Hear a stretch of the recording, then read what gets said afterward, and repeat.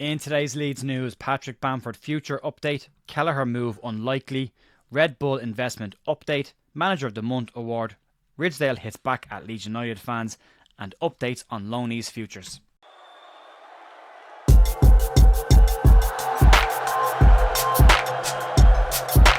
Morning folks, Jay here at The View on Thursday morning the 19th of December with your Leeds United news. Hope you're all having a really good week so far. There's a bit of stuff to get stuck into this morning, and just really quickly, if you haven't seen it, last night myself and Ben Locke took a look at Leeds United's goals that we conceded against Preston in a bit more detail, and a tactical breakdown, the warning signs that were on the board for Leeds before the goal went in, as well as looking at Leeds United's away form and what Leeds need to do with low blocks and mid blocks. You can check that out on the breakdown on the channel yesterday if you want to see that. Moving on, let's crack on with the Leeds United news, and we'll start with the update of Patrick Bamford. And yesterday was a busy afternoon for reports about the Leeds United striker's future. In Team Talk exclusive, they claim that there is real interest in a move for the player in January. According to Team Talk sources, they claim Italian side Genoa and League One side Wrexham both have a keen interest in the out-of-form Leeds United striker. Leeds have been linked this week with a move for another forward, and reports in the Daily Mail say that Leeds plan to reinforce their forward line and that any exits from the club will have to be filled before they can go. But Team Talk sources have backed up recent reports that claim that Patrick Bamford is considering his options at the club and has spoken to Daniel Farke about his playing time. Daniel Farke is said to still see Patrick Bamford as an important part of his Leeds United side, but Team Talk understand that the move could still happen in January, but only if Leeds can bring in a replacement. As covered in yesterday's news, Leeds are said to have a keen interest in Dor Turgaman as well as Stockport County's Louis Barry, but those moves will only be dependent on if players are leaving Leeds United as well. Genoa are said to have a £33 million cash injection for this January window after their takeover from former Everton suitors 777 partners went through. And from a Wrexham perspective, they're said to be keen on Bamford, but his salary is said to be the issue. They were keen on him last summer as well, but the salary is an issue for them, even though there are no PSR restrictions in League One, which Birmingham City have managed to flaunt with quite well.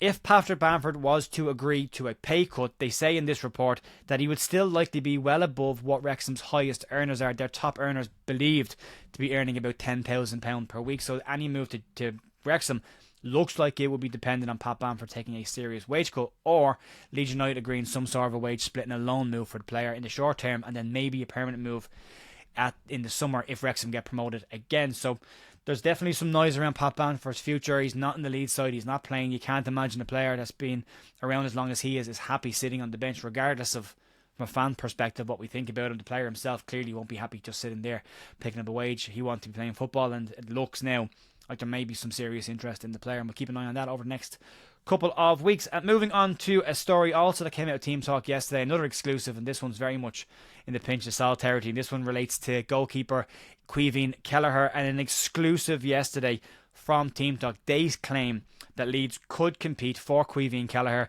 in January, now that the goalkeeper is keen on a move away from Liverpool.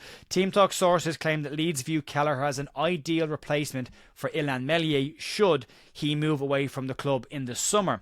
However, according to their sources, they also say that there is a major doubt about any chance of a Kelleher move to Leeds United, and would question whether the player would be interested in the move himself. It says in the report that a move to Leeds United would be viewed as a move to a promotion side who are likely to compete at the relegation end of the division next year and could go straight back down. Kelleher sees himself as a Champions League level goalkeeper and wants to compete for sides in that bracket. So a move to Leeds United would be very much off the table till at the very least promotion is guaranteed for Leeds, and even then looks like it might be a challenge as the keeper has higher aspirations for himself in the immediate future as well. So one that's likely to be talked about for a bit, but you would imagine there's bigger clubs in the Premier League and more established clubs in the Premier League that would be keen on bringing Kelleher in, that he himself would see as a better move, and it'd be great for Leeds to get him, but from the player's perspective, he's probably got other options as well. So yeah, a stretch, that one, I think. Moving on to a story that we covered yesterday, and this relates to City AM's report that Red Bull planned to reduce its funding of other sports in order to redirect that funding into its football-based footprint, and that could even see an increase in their stake in Leeds United. Could being the words in inverted commas. Joe Donoghue in the Yorkshire Evening Post yesterday has an update on this, and in the piece Joe says that Red Bull do not have any imminent plans to increase their stake in the club, despite the report from City AM. The report in City AM claimed that Red Bull could increase its holding, but the YP understands that as of right now there are no such plans in place at this time.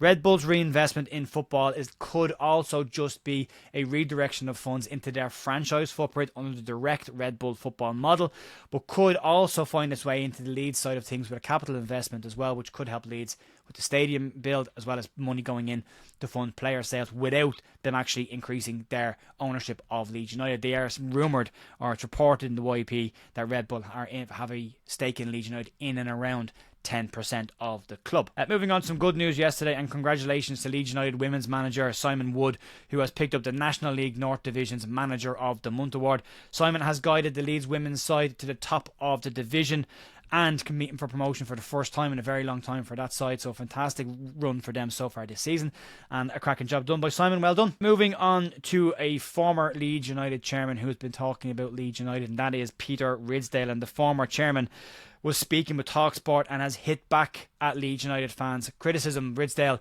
even after all these years, still fond of a camera and a soundbite, but he was the Leeds United chairman from 1997 until 2003, the year before Leeds' relegation from the Premier League, a relegation that would take Leeds United 16 years to recover from. In a quite bizarre interview, Ridsdale still refuses to take any of the blame for what happened at the collapse of the club, but does admit that he takes some responsibility, but also goes on to say that he wasn't there when the club got relegated. Ridsdale claims that despite Leeds having a £78 million debt and a £60 million mortgage at the club, the term financial meltdown that has been labelled by fans is viewed as an unfair reflection on the situation. Here's what he had to say about the whole topic. In those days, there was no parachute payments, but I wasn't there. Look, do I take the blame? I don't take all the blame. Do I take responsibility for things that we got wrong? Of course, but ultimately, the buck stops with the chairman. I think there are a lot of things that have been said that have been unfair. People talk about financial meltdown, but at the time that I left, we spent a lot of money, but we'd also recouped a lot of money. We bought Rio Ferdinand for £18 million and just sold him in 2002 for £30 million to Manchester United. Ridsdale went on to say that Leeds had a lot of assets that in today's money would be viewed as considerable assets that they could have spent for debts and didn't, and claimed that the club's debt was mortgaged over 25 years, so therefore slightly more sustainable. But what Ridsdale doesn't mention in that is that Leeds United took a serious haircut on the Rio Ferdinand deal in order to bring money in, and that a lot of Leeds loans were dependent on Champions League qualification, which Leeds missed out on, and subsequently those debts were called in and Leeds were in a financial crisis and had to sell players in order to pay off those debts, which ultimately led to the complete meltdown at the club. So Ridsdale still washing his hands of everything Leeds United, but for me, I'm still surprised that Peter Ridsdale is allowed to be the chairman of another football club after what happened at Leeds United and what came out during his time at the club. We'll move on to a slight kind of a loan watch update, but this is more looking at the players that are out on loan right now and what their futures look like coming into January. We'll move into that right now. Leeds currently have 5 players out on loan, and if we look at Jack Harrison as the first one, he's not having a great season at the moment with Everton. He's only started 4 Premier League games for them, but there is been talk of a cancellation, but that has been quashed, and according to reports that have come out around Jack Harrison's future, Everton are not likely to cancel his loan, and the player will remain at the club until the end of the season. From a Leeds United perspective, Leeds will hope that they can see an improvement in his form, as Leeds plan ideally to sell the player come the summer. Rasmus Christensen was the second out of the door in the summer window behind Jack Harrison, but he's doing well in Germany. 14 starts, even with a pretty serious injury this season. And reports in Germany state that Frankfurt are already considering making his move permanent and are keen to bring the player in, but it does state that they won't do that in January, but they're likely to wait until the summer. Sam Greenwood is having a very good season at Preston.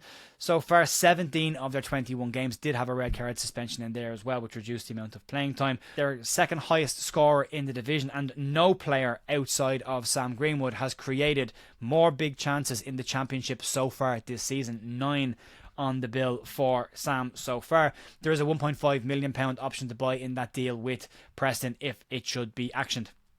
Darko JB, one of Plymouth's standout players this year, and rewarded with an England under-21 call-up as well.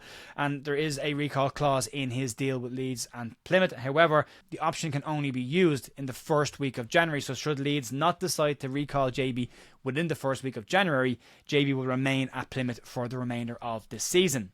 And then finally, you've got Sonny Perkins, who didn't start well at his loan at Leyton Orient, very similar to his loan last season at Oxford, but he has now started 9 of their last 10 games, is in scoring form, and is likely to stay in London with his contract at Leeds expiring at the end of this season. And there is interest from Leyton Orient in making the move permanent. That is the club he started his career with. So that brings you up to date on what's going on with the main loan players. There's the younger players that are out there for development, not likely to leave the club, but we'll keep you up to date on them in the new year as the reports come out of their games over Christmas. Folks, that'll be it for me today. Massive thanks as always. I will see you tonight 7 p.m. for the match review for Leeds United versus Oxford. Have a great rest of your day. Talk to you soon. See ya. Bye.